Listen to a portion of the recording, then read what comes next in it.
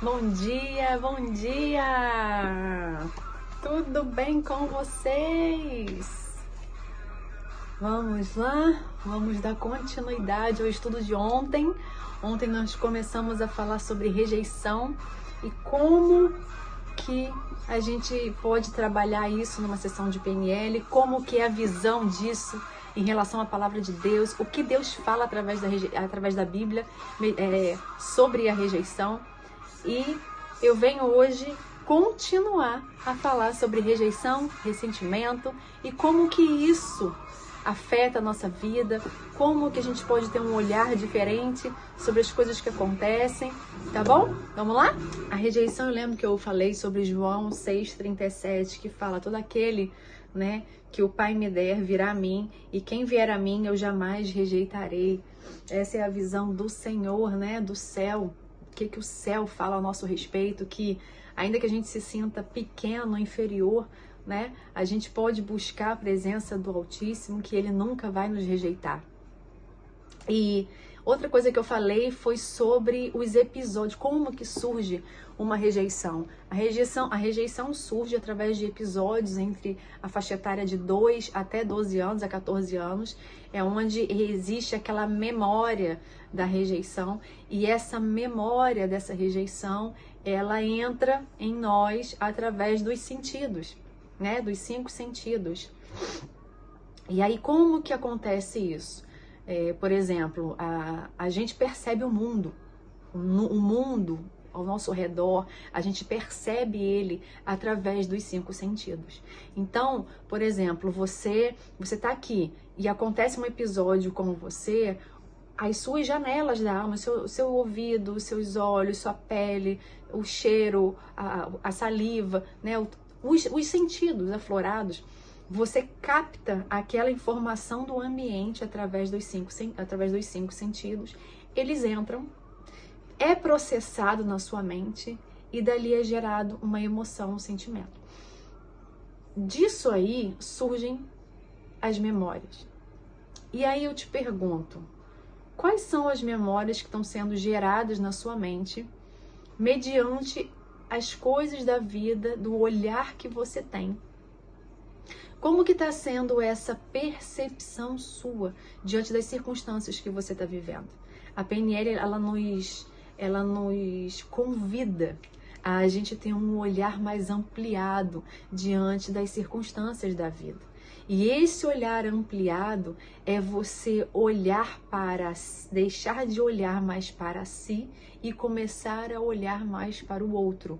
Não no sentido de acusar o outro, mas no sentido de que o que eu posso fazer para o outro para mudar o ambiente do outro, e assim eu consigo mudar o meu ambiente. Antes de você mudar qualquer pessoa, você precisa mudar você mesmo. Se você quer mudança em algum lugar, comece por você. Então, a rejeição, ela parte desse princípio de que houve um evento, houve uma busca desse sentimento, você captou aquele sentimento, ele entrou no teu coração, entrou na sua mente, fez a análise dele lá baseado nas suas verdades absolutas, aquilo que é verdade para você, e gerou uma memória para você. Dali eu te pergunto, quando essa rejeição ela é muito forte, ela começa a ir para os outros níveis. E aí são aqueles níveis que eu falei, que alguns níveis você foi rejeitado, beleza, fui rejeitado, acabou, não fez efeito, entrou aqui para lá. Se for de uma pessoa mais próxima de você, essa rejeição, ela pode virar uma ferida emocional. E essa ferida emocional, se não tratada, ela vai virar um orgulho. E nesse orgulho, você consegue manifestar esse orgulho de algumas formas. E aí vamos lá. Por exemplo, como que eu percebo um orgulho? Como que eu percebo que a rejeição que eu está no nível 3, no nível de orgulho? Como que você reage a algo quando você é rejeitado? Vou dar alguns exemplos. Você pode reagir com uma arrogância, você pode reagir com prepotência, você pode reagir com validade. Não, mas é isso mesmo que eu tô falando. Não, mas você é sempre certo. sabe? Você é a pessoa que está sempre certa. Tem um atalho, tudo pra você é atalho. Ai, não tem que fazer assim, assim, assim. Ah, mas se eu fizer isso, assim, assim, lá, eu também vou ter resultado. Ai, se eu fizer isso, isso, isso. Você sempre quer cortar caminho pra chegar lá. E isso é rejeição. Você quer fazer do seu jeito. Não sair da zona de conforto. Pra você tá maravilhoso estar naquele lugar, tá maravilhoso estar ali, sua vida ali tá uma bosta, tá quentinho, mas você prefere ficar na bosta quentinho. Então, isso é uma manifestação de orgulho que está atrelada à rejeição. Então, você prefere continuar na vida que você está e não quer mudar. Por quê? Mudar gera desconforto. Mudar gera você ser mexido. Mudar gera em mudar alguns conceitos seus, sabe? E isso também faz parte do nível de arrogância. Vamos lá. Outra coisa, falta de perdão. Tem gente que fala assim, ai, Deus, eu não perdoo, eu não consigo me perdoar. Gente, como se Deus te perdoou e você não consegue se perdoar? Que é isso? Que é isso? Você é melhor que Deus? A pessoa é tão umbigo, tão olha para o próprio umbigo que não consegue se perdoar. Querido, querida, vou dizer para você, se você ficar nessa verdade absoluta sua de não se perdoar, você não vai desfrutar o melhor dessa terra. Você vai ficar preso, ó, com cadeias nos braços. E por mais que você possa estar mostrando um sorriso lindo no rosto para todo mundo ver, mas o seu interior é um sepulcro. E quero te falar uma coisa, larga isso. Tem jeito para você.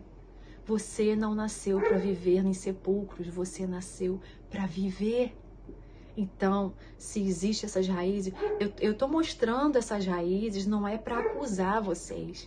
Eu tô mostrando essas raízes para vocês se identificarem e ver exatamente em que nível você está. Porque a solução ainda vem, calma, vamos lá, vamos me acompanhando, segue lá. Mentiras.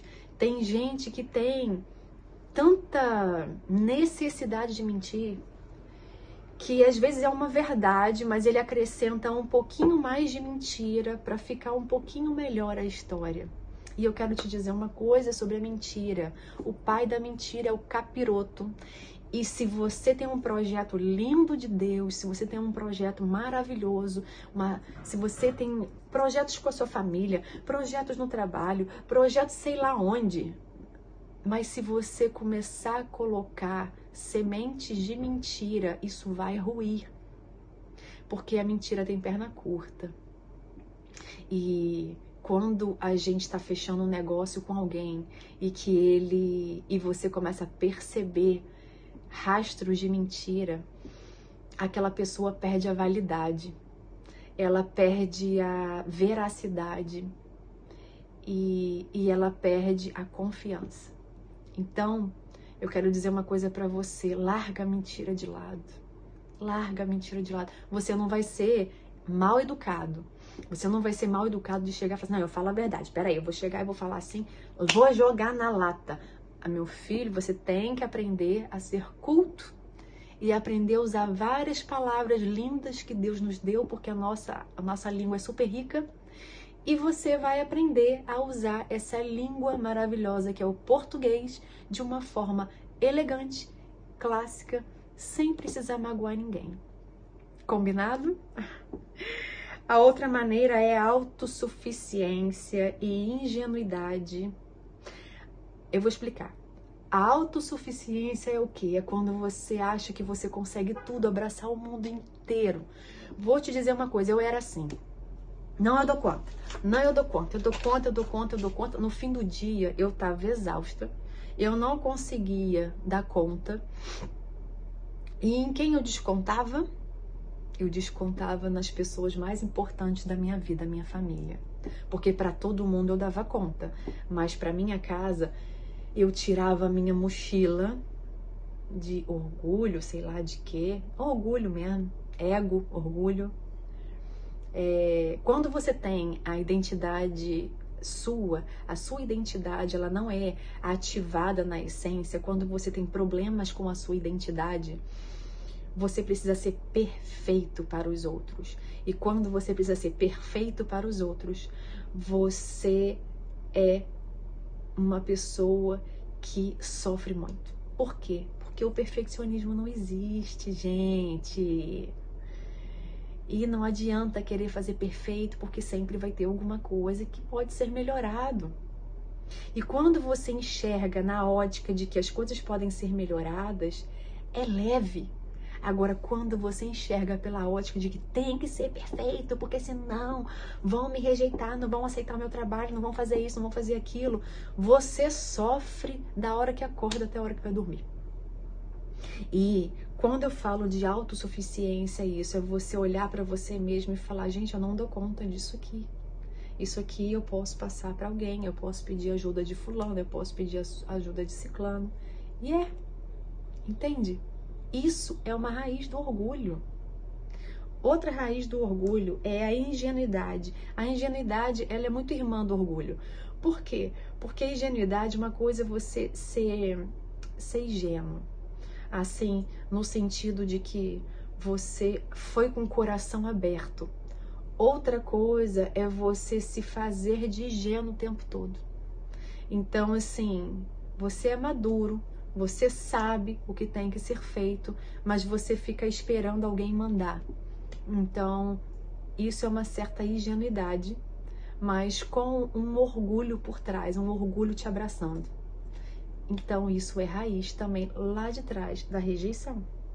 Desobediência, você é desobediente, Jesus amado, que coisa do capiroto isso aí.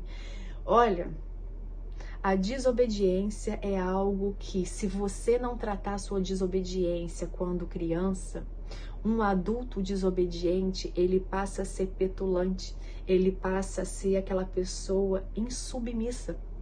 E quando ela é insubmissa, quando mais nova, quando mais velha, ela é insubmissa no trabalho, ela é insubmissa em qualquer área da vida dela, no casamento, nas áreas seculares.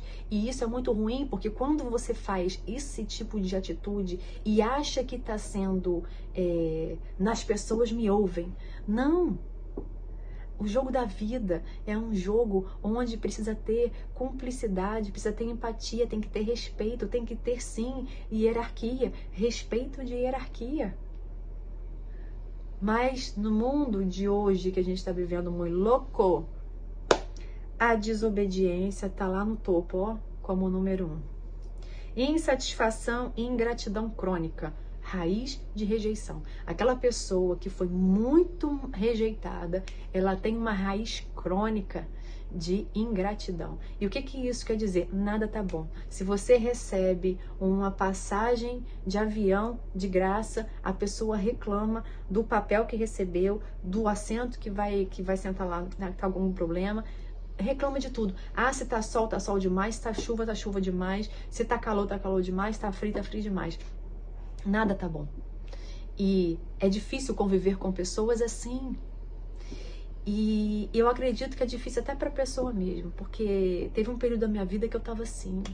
E aí eu fiz um jejum de reclamação. Eu falei, gente, eu vou fazer um jejum de reclamação. Mas olha, que jejum difícil, gente. Pensa num jejum difícil. É o jejum da reclamação.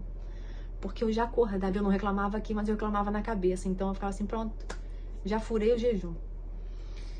E é algo que eu convido vocês a fazerem, que vocês vão se lascar, porque todo mundo reclama no dia de hoje, tá? Chupa essa manga sozinho, então.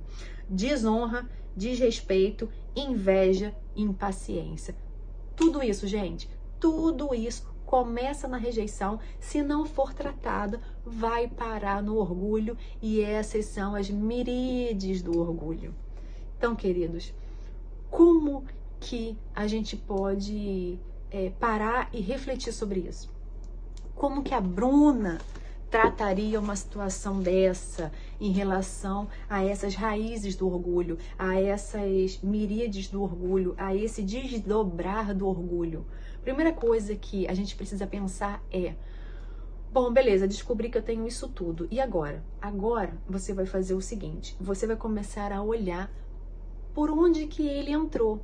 Qual foi o caminho que eles entraram? Aí a gente vai falar assim, aí vem a outra parte, jogar a culpa em todo mundo. Não adianta jogar a culpa em todo mundo. Você tem a porção você tem o livre-arbítrio de decidir pegar essa semente para você ou jogar fora. Ah, mas eu era muito pequena e isso entrou no meu coração. Beleza, mas agora o que você está fazendo com essa semente agora? Tá reclamando dos seus pais, tá reclamando do marido, tá reclamando do filho, tá reclamando de quem for, do chefe, do isso ou aquilo. Não adianta nada. Você vai continuar do mesmo jeito que você está. Então, se você pega, beleza, eu fui rejeitada, e agora? Aí você passou um episódio. E agora, Bruna? Percebi que eu tenho rejeição disso, por exemplo, de insubmissão. O que você vai fazer? Você vai começar a pensar o seguinte, tá, eu vou fazer a insubmissão, eu sou insubmissa. Quem você não consegue se submeter? Por que você não consegue se submeter? São duas perguntas que o seu inconsciente precisa responder. E vou te falar, as respostas vão ser duras. O seu inconsciente vai trazer as respostas e essas respostas vão ser duras. Na hora que você for deitar, você vai beber um copo de água, você vai deitar na cama e vai pensar, eu sou insubmissa por quê? E com quem? E relaxe. Respira fundo, deixa as ondas cerebrais abaixar. Por que as ondas cerebrais precisam abaixar? Porque é nessa hora que você está mais criativo, está meio sonolento, é a hora que você está mais criativo, é a hora que a sua cabeça começa a agir e trazer um monte de respostas para você. E a segunda etapa disso aí são as técnicas de PNL que precisam ser feitas para a gente modificar todo esse quadro. Mas o que eu convido você a fazer hoje?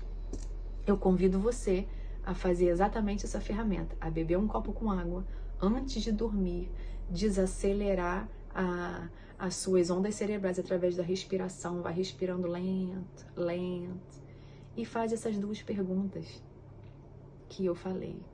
Por que eu sou insubmisso e com quem que eu sou insubmisso? Espera, você vai ver que você vai ter grandes respostas a respeito disso aí. Um beijo no coração.